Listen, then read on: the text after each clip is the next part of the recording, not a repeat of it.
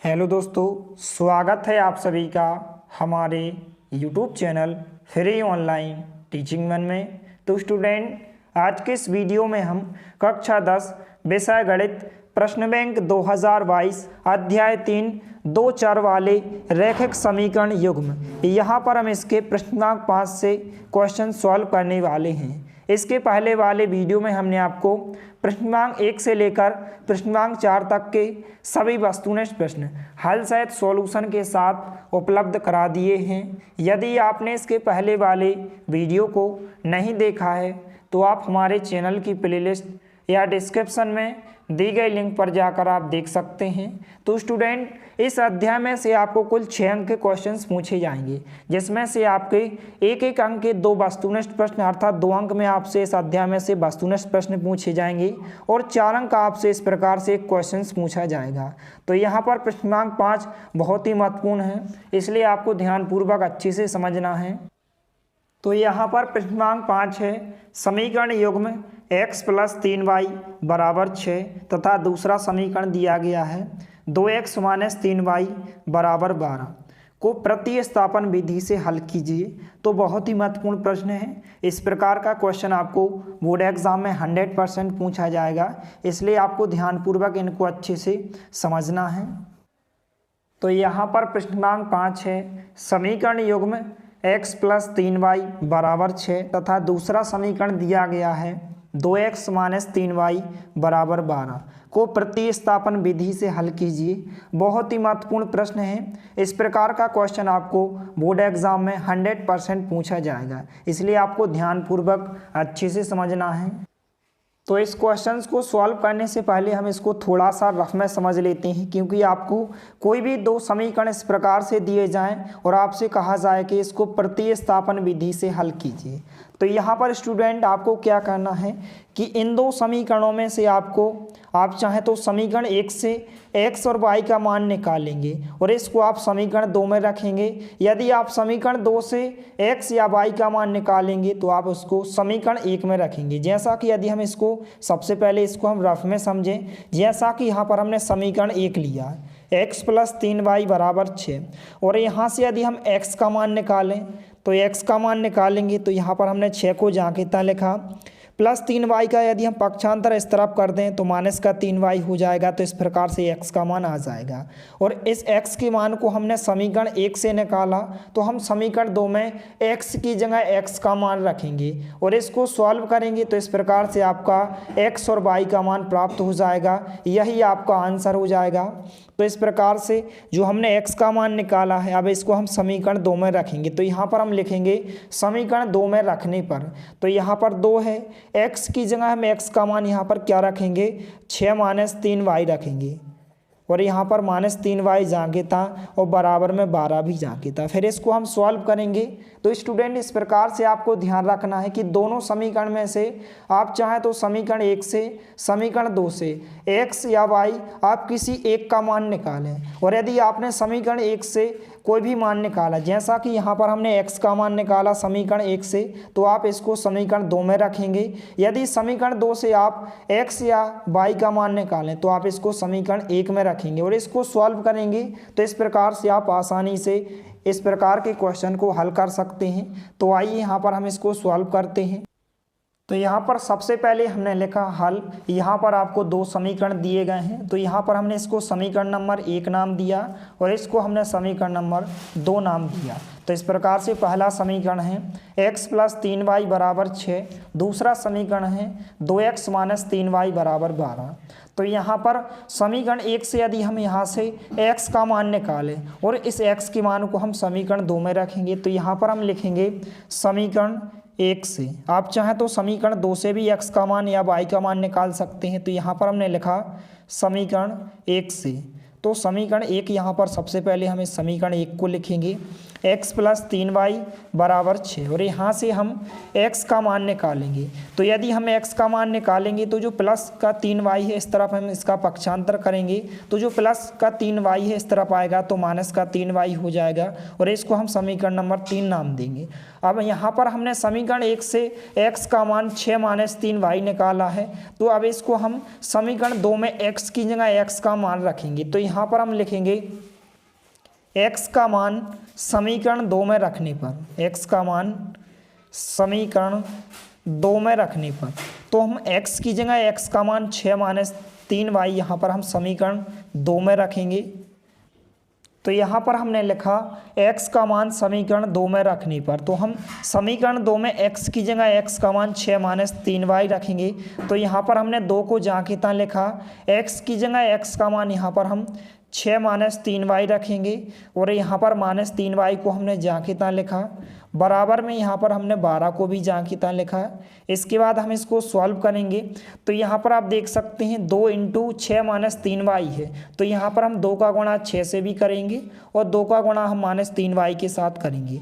तो यहाँ पर सबसे पहले 2 का गुणा 6 से करेंगे तो यहाँ पर 12 हो जाएगा, यहाँ पर माइनस चिन्ह आएगा, 2 का गुणा 3y से होगा तो यहाँ पर 2 × 3 = 6 हो जाएगा, 22 जहाँ के तहाँ और -3y जहाँ के तहाँ, बराबर में हम 12 को जहाँ के तहाँ लिखेंगे। इसके बाद हम इसको थोड़ा सा सॉल्व करेंगे। तो यहाँ पर हमने संख्या 12 को जहाँ के तहाँ लिखा। यहाँ पर आप देख सकते हैं -6y है, -3y है, तो यहाँ पर 6 और 3 कितने हो जाएंगे, 9 हो जाएंगे। y को हम जहाँ के तहाँ लिखेंगे, बराबर में हमने 12 को जहाँ के तहाँ लिखा। इसके बाद हम इसको सॉल्व करेंगे। तो यहाँ पर हमने -9y को जहाँ के तहाँ लिखा, यहाँ पर 12 को हमने जहाँ के तहाँ लिखा। अब इसके बाद यदि हम संख्या 12 का पक्षांतर इस तरफ कर दें तो यहाँ पर इस तरफ आएंगे तो -12 हो जाएंगे। इसके बाद यहाँ पर यदि हम 12 में से 12 को घटाएंगे तो यहाँ पर कितना बचेगा, 0 बचेगा। अब इसके बाद यहाँ पर हमें y का मान निकालना है, क्योंकि चाहे आप प्रतिस्थापन विधि करें, कोई भी विधि को सॉल्व करें, तो इसमें हम x और y के मान को निकालते हैं, यही आपके आंसर होते हैं। तो यदि हम y का मान निकालें तो यहाँ पर क्या हो जाएगा, 0 के बटे -9 हो जाएंगे। और यहाँ पर 0 के बटे कोई भी संख्या होती है तो यहाँ पर क्या माना जाता है, 0 माना जाता है। तो यहाँ पर y का मान कितना हो जाएगा, 0 हो जाएगा। तो इस प्रकार से y का मान 0 आ चुका है। अब इस y के मान को आप चाहें तो इन तीनों समीकरण में से किसी भी समीकरण में रख सकते हैं, x का मान आसानी से निकाल सकते हैं। जैसा कि यदि हम इसको समीकरण 3 में रखें तो यहाँ पर हम लिखेंगे, तो यहाँ पर हमने लिखा y का मान समीकरण 3 में रखने पर, आप चाहें तो समीकरण 1 में भी रख सकते हैं, समीकरण 2 में भी रख सकते हैं। जैसा कि यहाँ पर हमने समीकरण 3 में रखा, तो हम y की जगह y का मान 0 रखेंगे और इसको हम सॉल्व करेंगे और यहाँ से हम x का मान निकालेंगे। तो यहाँ पर हमने x को जहाँ के तहाँ लिखा, बराबर का चिन्ह जहाँ के तहाँ, यहाँ पर हमने 6 को भी जहाँ के तहाँ लिखा, माइनस चिन्ह, और यहाँ पर हमने 3 को जहाँ के तहाँ लिखा। y की जगह y का मान यहाँ पर हम 0 रखेंगे, तो यहाँ पर हमने 0 लिखा। इसके बाद हम सॉल्व करेंगे तो यहाँ पर x जहाँ के तहाँ, बराबर में यहाँ पर हमने 6 को भी जहाँ के तहाँ लिखा। यहाँ पर 3 का गुणा 0 से होगा तो यहाँ पर कितना आ जाएगा, 0 आ जाएगा। इसके बाद 0 का तो कोई अर्थ नहीं होता, तो हम 6 को जहाँ के तहाँ लिखेंगे। तो इस प्रकार से यहाँ पर x का मान कितना हो जाएगा, 6 हो जाएगा और y का मान 0 हो जाएगा। यही आपके आंसर हो जाएंगे। तो इस प्रकार से आपको लास्ट में लिखना है, अतः x का मान 6 तथा y का मान 0 होगा, यही आपका आंसर हो जाएगा। तो इस प्रकार से यहाँ पर हमने लिखा, अतः x का मान 6 तथा y का मान 0 होगा। तो इस प्रकार से आपका ये आंसर हो जाएगा। तो इस प्रकार के सभी प्रश्नों को आपको अभी से अच्छे से तैयार कर लेना है, क्योंकि स्टूडेंट इनमें से आपको इस विधि का एक क्वेश्चन आपको वार्षिक परीक्षा में 100% पूछा जाएगा। इसलिए इस प्रकार के सभी प्रश्नों को आपको अभी से अच्छे से सॉल्व करके देख लेना है। इसके बाद यहाँ पर प्रश्नांक 6 है, समीकरण युग्म x - 2y = 0 तथा 3x + 4y = 20 को प्रतिस्थापन विधि से हल कीजिए। तो यहाँ पर सेम क्वेश्चन है, तो आइए यहाँ पर हम इस क्वेश्चन को सॉल्व करते हैं। तो यहाँ पर हमने लिखा हल। सबसे पहले हमने इसको समीकरण नंबर 1 नाम दिया और इसको हमने समीकरण नंबर 2 नाम दिया। अब इसके बाद यहाँ पर हम समीकरण 1 से x का मान निकालेंगे। आप चाहें तो समीकरण 1 से y का मान भी निकाल सकते हैं, या समीकरण 2 से x या y का मान निकाल सकते हैं। तो यहाँ पर हम लिखेंगे समीकरण 1 से, तो समीकरण 1 से हम x का मान निकालेंगे और इसको हम समीकरण 2 में रखेंगे। यदि आप समीकरण 1 से x या y के मान को निकालते हैं तो आपको समीकरण 2 में रखना है। यदि आप समीकरण 2 से x या y के मान को निकालते हैं तो आपको समीकरण 1 में रखना है। तो यहाँ पर हम समीकरण 1 से x का मान निकालेंगे। तो सबसे पहले यहाँ पर हमने समीकरण 1 को लिखा x माइनस 2y बराबर 0। अब यहाँ से हम x का मान निकालेंगे। तो यहाँ पर जो माइनस का 2y है, यदि हम इसका पक्षांतर इस तरफ कर दें तो प्लस का 2y हो जाएगा और 0 को हम हटा सकते हैं क्योंकि यहाँ पर 0 का तो कोई अर्थ नहीं होता है। तो इस प्रकार से x का मान कितना हो जाएगा, 2y हो जाएगा। तो इस प्रकार से हम इसको समीकरण नंबर 3 नाम दे सकते हैं। अब x का मान हमने समीकरण 1 से निकाला, अब इसको हम समीकरण 2 में रखेंगे। तो यहाँ पर हम लिखेंगे x का मान समीकरण 2 में रखने पर, तो इस प्रकार से हम समीकरण 2 में x की जगह x का मान रखेंगे। तो यहाँ पर हमने लिखा x का मान समीकरण 2 में रखने पर, तो यहाँ पर हम x की जगह क्या रखेंगे, समीकरण 2 में 2y रखेंगे। तो यहाँ पर हमने 3 लिखा, x की जगह x का मान हम 2y रखेंगे। तो यहाँ पर हमने 2y लिखा, प्लस चिन्ह जहाँ की तहाँ, और यहाँ पर हम 4y को जहाँ की तहाँ लिखेंगे और बराबर में हमने 20 को भी जहाँ की तहाँ लिखा। अब इसके बाद हम इसको सॉल्व करेंगे और यहाँ से हम y का मान निकालेंगे। और जब y का मान आ जाएगा तो y के मान को आप तीनों समीकरण में से किसी भी समीकरण में रखकर x का मान आसानी से निकाल सकते हैं। तो सबसे पहले हम यहाँ से y का मान निकालते हैं। तो 3 का गुणा यहाँ पर 2 से होगा, तो यहाँ पर 6 आ जाएगा y जहाँ की तहाँ, और यहाँ पर 4y को हम जहाँ की तहाँ लिखेंगे बराबर में 20 जहाँ की तहाँ। यहाँ पर आप देख सकते हैं 6y और 4y प्लस के यहाँ पर कितने हो जाएंगे, 6 और 4 यहाँ पर 10y हो जाएंगे। बराबर में हमने 20 को जहाँ की तहाँ लिखा। तो यहाँ पर आप देख सकते हैं यदि यहाँ से हम y का मान निकालेंगे तो यहाँ पर 10 गुणा में है, तो जो गुणा की संख्या होती है वह बटे में आ जाती है। तो जब हम y का मान निकालेंगे तो यहाँ पर 20 के बटे संख्या 10 आ जाएगी, क्योंकि यहाँ पर 10 गुणा में है तो यहाँ पर बटे में आ जाएगी। अब इसके बाद यहाँ पर आप देख सकते हैं यदि हम इसको 10 से कैंसिल कर दें या फिर 0 से 0 कैंसिल कर दें तो यहाँ पर कितना आ जाएगा, 2/1 आ जाएगा। और यहाँ पर 1 को हम बटे में लिखें चाहे ना लिखें, यहाँ पर 1 माना जाता है। तो यहाँ पर y का मान कितना हो जाएगा, 2 हो जाएगा। इसके बाद यहाँ पर हम x का मान निकालेंगे। तो y के मान को आप इन तीनों समीकरण में से किसी भी समीकरण में रखकर x का मान निकाल सकते हैं। जैसा कि यहाँ पर यदि हम इसको समीकरण 3 में रखें तो यहाँ पर हम y की जगह y का मान 2 रखेंगे और इसको सॉल्व करेंगे और यहाँ से हम x का मान निकालेंगे। आप चाहें तो तीनों समीकरण में से किसी भी समीकरण में रख सकते हैं। तो यहाँ पर हम लिखेंगे y का मान समीकरण 3 में रखने पर। तो जैसे ही यहाँ पर हम y का मान समीकरण 3 में रखेंगे और इसको हम सॉल्व करेंगे तो यहाँ से आपका x का मान आ जाएगा, यही आपका आंसर हो जाएगा। तो यहाँ पर हमने x को जहाँ की तहाँ लिखा, 2 को भी हमने जहाँ की तहाँ लिखा। y की जगह y का मान कितना रखेंगे, 2 रखेंगे और इसको हम सॉल्व करेंगे। तो यहाँ पर x का मान 2 × 2 है, तो यहाँ पर कितना हो जाएगा, 4 हो जाएगा। यही आपका आंसर हो जाएगा। तो इस प्रकार से अतः आप लास्ट में लिख भी सकते हैं कि अतः x का मान 4 तथा y का मान 2 होगा। यही आपका राइट आंसर हो जाएगा। तो यहाँ पर हमने लिखा अतः x का मान 4 हो जाएगा तथा y का मान 2 हो जाएगा, यही आपका आंसर हो जाएगा।